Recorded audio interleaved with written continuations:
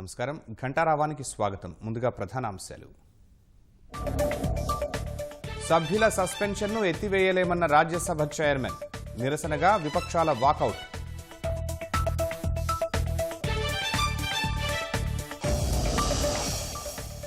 వరద విపత్తుకు కేంద్రం తక్షణ సాయం చేయాలన్న వైకాపా. ప్రభుత్వ వైఫల్యంతోనే నష్టం అధికమైందన్న భాజపా.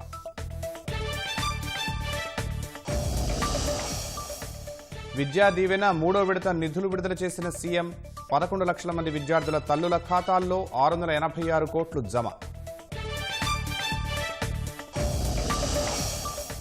నెల్లూరు జిల్లా ఎస్పీకి రాష్ట్ర నాయి బ్రాహ్మణ సేవా సంఘం ఫిర్యాదు. పాదయాత్రకు మద్దతిస్తే అక్రమ కేసులు బనాయించారని ఆరోపణ. కర్ణాటక బుల్ ఫెస్టివల్లో ఎద్దుల బీభత్సం. జన సమూహంపై దూసుకొచ్చిన వృషభాలు.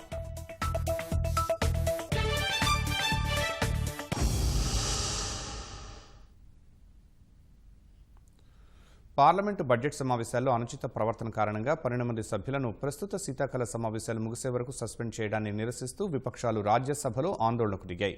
రాజ్యసభ ప్రారంభం కాగానే మల్లికార్జున ఖర్గే ఈ అంశాన్ని ప్రస్తావించారు. సస్పెన్షన్ను ఎత్తివేయాలని విజ్ఞప్తి చేశారు. అయితే సస్పెన్షన్ నిర్ణయాన్ని సభ తీసుకుందని, దాన్ని ఎత్తివేయలేమని చైర్మన్ వెంకయ్యనాయుడు స్పష్టం చేశారు. సస్పెండ్ అయిన సభ్యులు తమ ప్రవర్తనపై విచారం కూడా వ్యక్తం చేయలేదని అన్నారు. ఈ నిర్ణయాన్ని వ్యతిరేకిస్తూ కాంగ్రెస్, తృణమూల్ కాంగ్రెస్, ఆర్జేడీ, ఆప్ సభ్యులు రాజ్యసభ నుంచి వాకౌట్ చేశారు.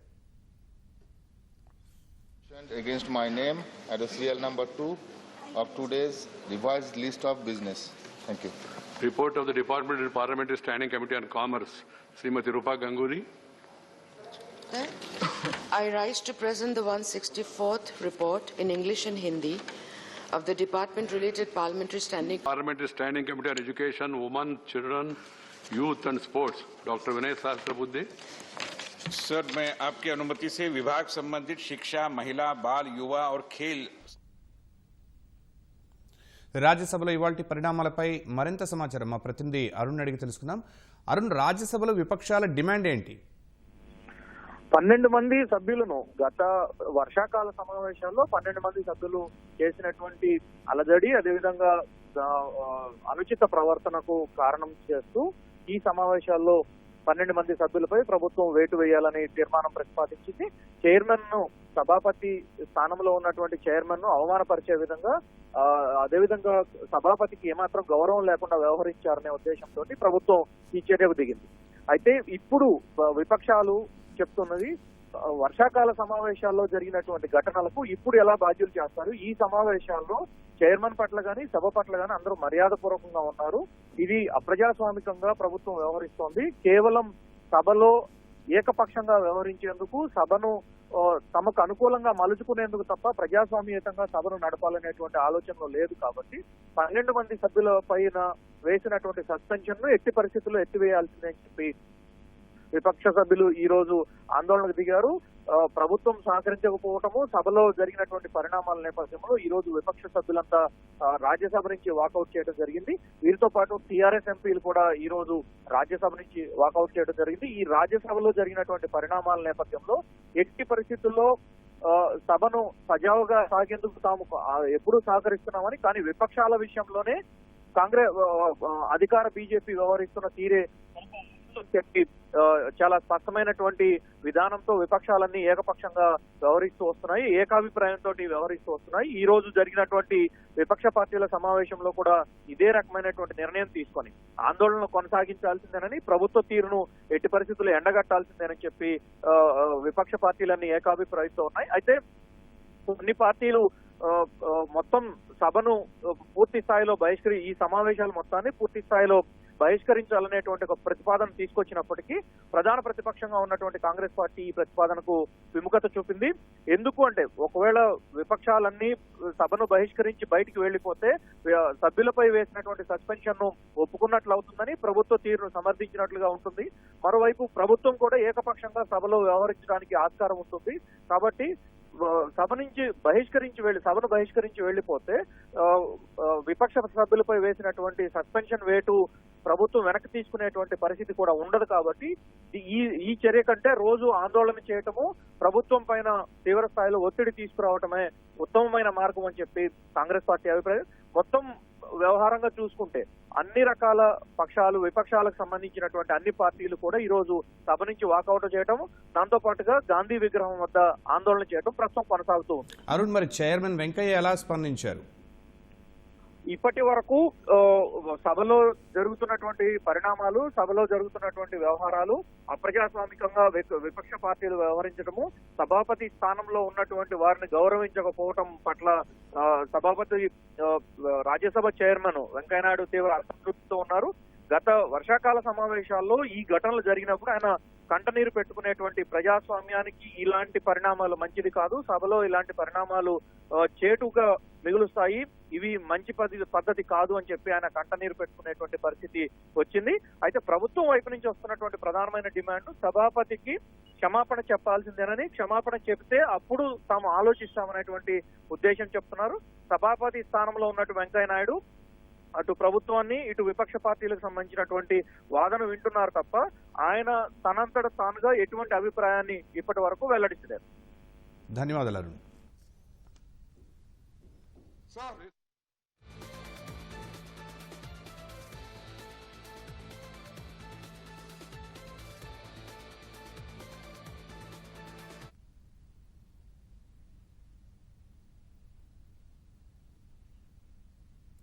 రైతు సమస్యలు సహా వివిధ అంశాలపై విపక్షాల ఆందోళనతో పార్లమెంటు సమావేశాల్లో రెండో రోజు కూడా గందరగోళం ఏర్పడింది.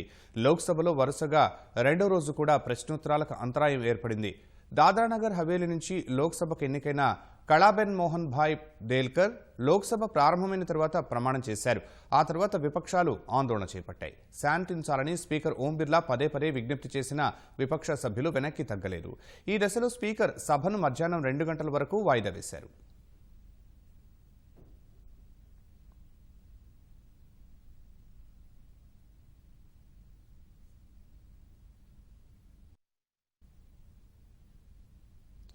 వర్షాలతో ఏపీలో కొన్ని జిల్లాలు దారుణంగా దెబ్బతిన్నాయని రాష్ట్ర ఎంపీలు రాజ్యసభలో గళం వినిపించారు.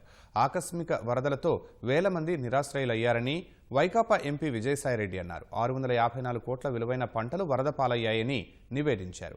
వర్షాలపై వాతావరణ శాఖ ముందే సమాచారం ఇచ్చినా సరైన చర్యలు తీసుకోలేదని భాజపా ఎంపీ సీఎం రమేష్ ఆరోపించారు. The unprecedented rains and floods caused breaches to the reservoirs, thereby inundated the villages and towns in Andhra Pradesh, sir. Roads, bridges, railway tracks were extensively damaged. Electricity utilities have been uprooted. Houses were either washed away or inundated in flood waters, rendering thousands of people homeless.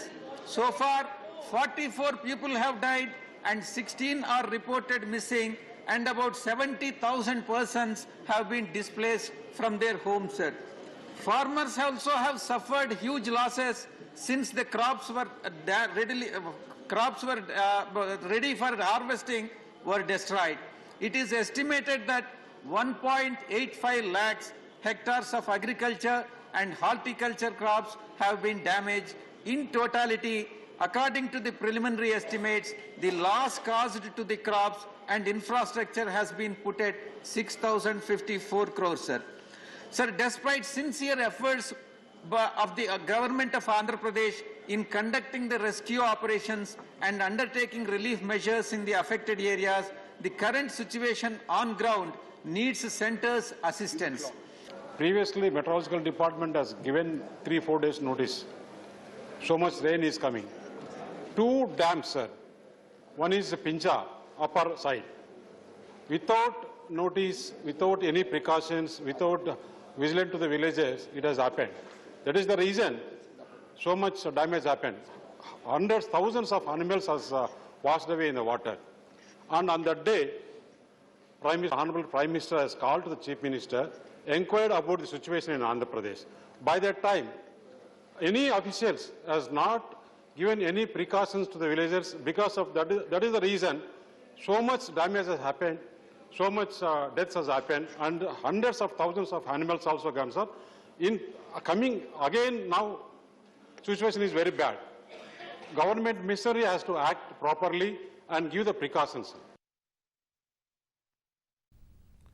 Dollar Seshadri పార్థివ దేహానికి CJI justice N V Ramana నివాళులర్పిస్తున్నారు. ప్రత్యక్ష ప్రసారం ద్వారా చూద్దాం.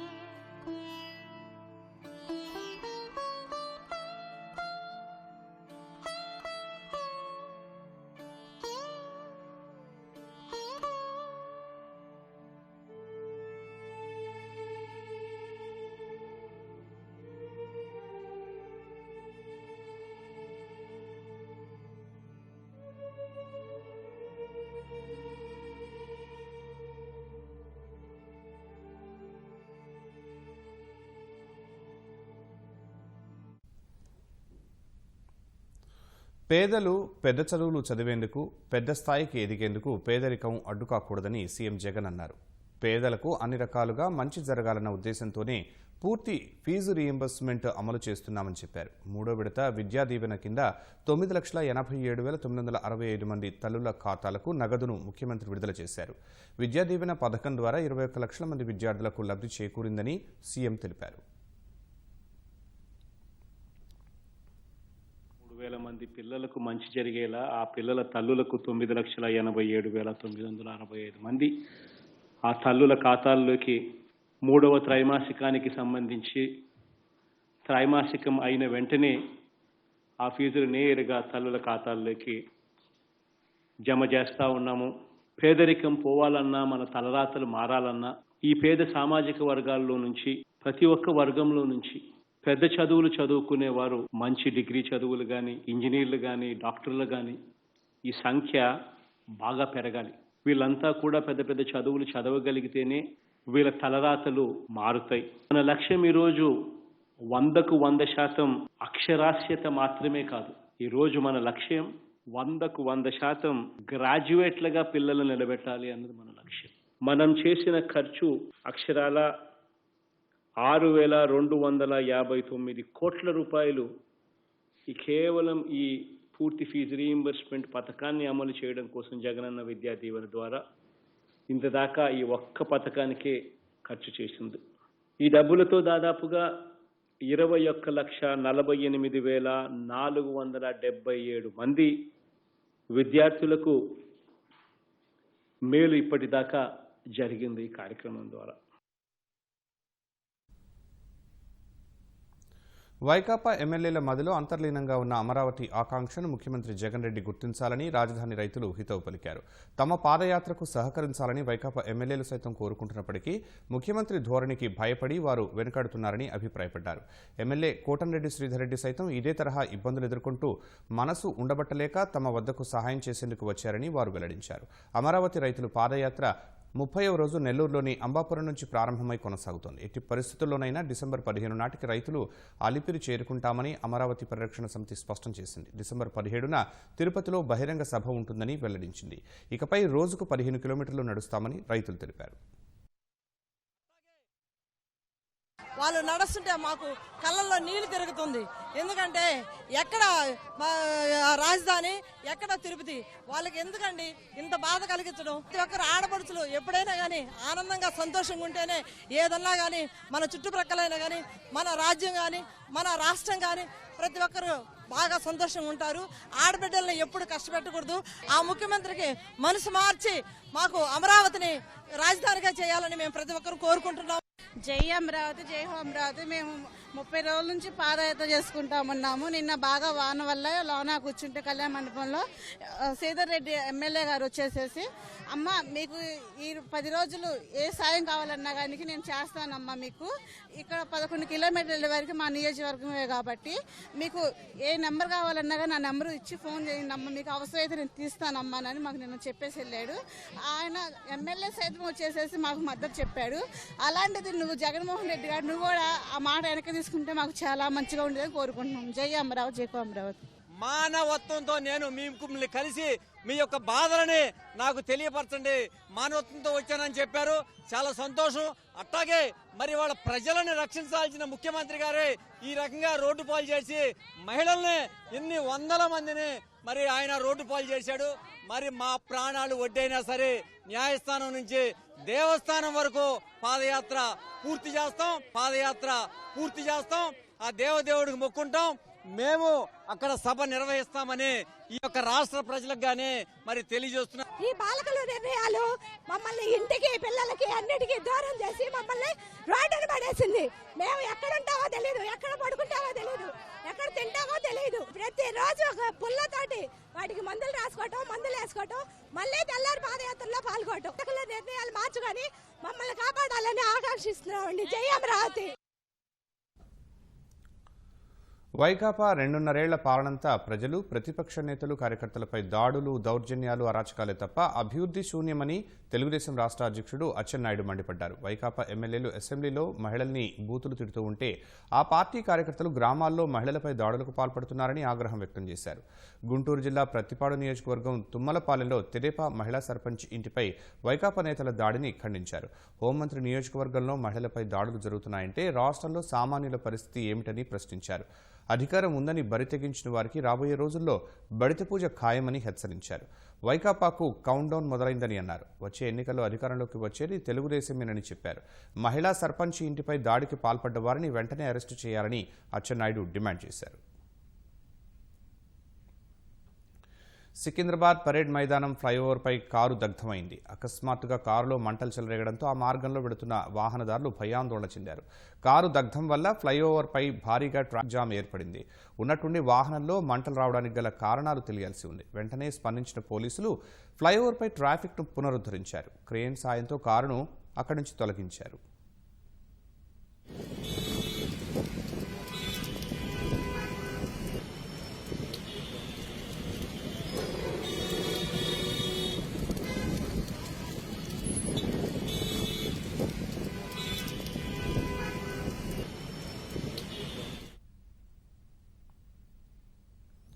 ఆంధ్ర, తెలంగాణ సరిహద్దుల వద్ద విధులు నిర్వర్తిస్తున్న 84 మంది స్పెషల్ పోలీస్ ఆఫీసర్లు ఆందోళన బాట పట్టారు. కృష్ణా జిల్లా జగ్గయ్యపేటలోని సిఐ కార్యాలయం ఎదుట మౌన ప్రదర్శన నిర్వహించారు. 8 నెలలుగా జీతభత్యాలు చెల్లించకపోవడంతో అవస్థలు పడుతున్నామని ఆవేదన వ్యక్తం చేశారు. ఆర్థిక ఇబ్బందులతో కొంతమంది ఉద్యోగాలు మానేశారన్నారు. వెంటనే తమకు వేతనం చెల్లించాలని, ఉద్యోగ భద్రత కల్పించాలని డిమాండ్ చేశారు. 2 సంవత్సరాల నుంచి రాష్ట్ర ప్రభుత్వం ఏర్పాటు చేసిన ఎస్పీఓగా మేము కొనసాగుతున్నాం. మాకు జీతాలు అనేవి 8 నెలల నుంచి రావట్లేదు. పిల్లల స్కూల్ ఫీజులైనా ఏమైనా ఆర్థిక ఇబ్బందులతో బాగా ఇబ్బంది పడుతున్నాము. దయచేసి మాకు ఈ 8 నెలల జీతం వెంటనే ఇప్పించేటట్టు, దానికి తోడు మా ఉద్యోగ భద్రత ఒకటి, మెడికల్ ఎక్స్పెన్సెస్కి, ట్రావెల్ ఎక్స్పెన్సెస్ అన్నిటికీ మేము డిమాండ్గా అడుగుతున్నాము ప్రభుత్వాన్ని. ఇంకా ఈ యొక్క శాలరీలు పడకపోవటం వల్ల, మా ఇల్లు గడకపోవటం వల్ల ఈరోజు సీఏ గారిని కలిసి మా బాధ తెలియజేద్దామని, అలాగే డిఎస్పీ గారిని, మీరు మీడియా మిత్రులు మీరుండి మా సమస్యను ప్రభుత్వ దృష్టికి తీసుకుపోయి మా యొక్క 8 నెలల శాలరీ పడే విధంగా చూస్తారని మనస్ఫూర్తిగా కోరుకుంటూ సెలవు తీసుకుంటాం. పెన్సిల్ని గొలుసులా మార్చి గిన్నిస్ బుక్ ఆఫ్ రికార్డ్స్లో స్థానం సంపాదించారు ఓ గ్రామ సర్వేయర్. పశ్చిమ గోదావరి జిల్లా నరసాపురంలోని రుస్తుంబారకు చెందిన కొప్పినీడి విజయమోహన్ లిఖితపూడి సచివాలయంలో గ్రామ సర్వేయర్గా విధులు నిర్వర్తిస్తున్నారు. చిన్నప్పటి నుంచే సూక్ష్మ కళలో నైపుణ్యం సాధించిన విజయమోహన్ అనేక చిత్రాలకు ప్రాణం పోశారు. తాజాగా ఒక పెన్సిల్లో 246 లింకులు కేవలం 37 సెంటీమీటర్ల పొడవుతో తయారు చేసి గిన్నిస్లో స్థానం పొందారు.